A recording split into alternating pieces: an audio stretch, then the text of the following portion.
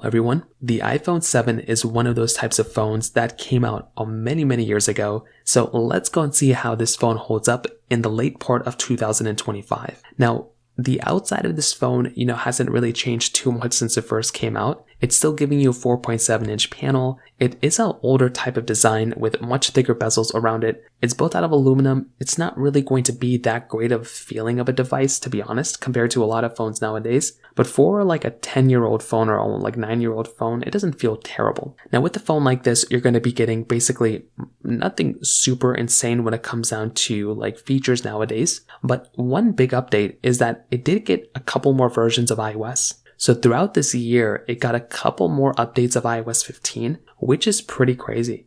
Going through and getting a phone that's still 9 years old and still getting software support is pretty crazy in and of itself. Again, these updates aren't really those big type of updates that you can imagine. They're going to be very limited, but I will say it's kind of interesting to get a phone like this that still is getting an update like this, which is kind of crazy.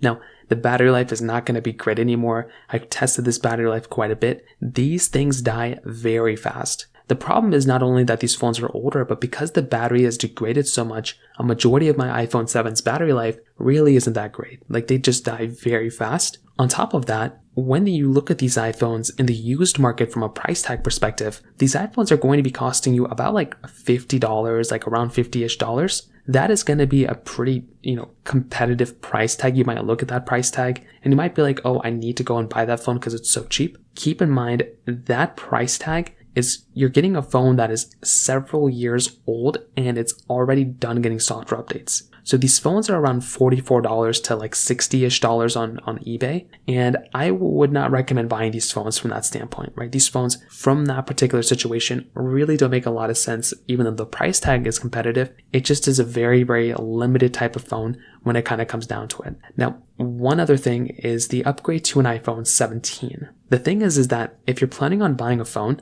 I think it would make a lot of sense to go and upgrade from an iPhone 7. So if you currently own an iPhone 7, I would not recommend buying an iPhone 7 anymore. But if you are in the market and you want to go through and pick up a new phone, clearly if you have all the money, go for a 17. But if you don't have, if you're more limited, you could go through and buy something like an iPhone 13 Pro. That would be a very good upgrade coming from an iPhone 7, and you would still be able to save a bunch of money. And an iPhone 13 Pro is like probably $300. That's going to be a very good device. Same thing for an iPhone 14 Pro, 15 Pro, so on and so forth. Those are the phones I'd recommend buying. I would not recommend buying an iPhone 7 anymore. These things are very limited. They don't make any sense to buy whatsoever. And there are significantly way better types of phones to buy rather than this one. So in terms of that kind of covers it up there. If you have any other thoughts or questions, please let me know in the comment section below. Hit the like button, that will mean so much, but definitely hit that subscribe button. More importantly than everything else, I love every single one of you guys. Hopefully I'll catch you guys in the next video. Peace out till then.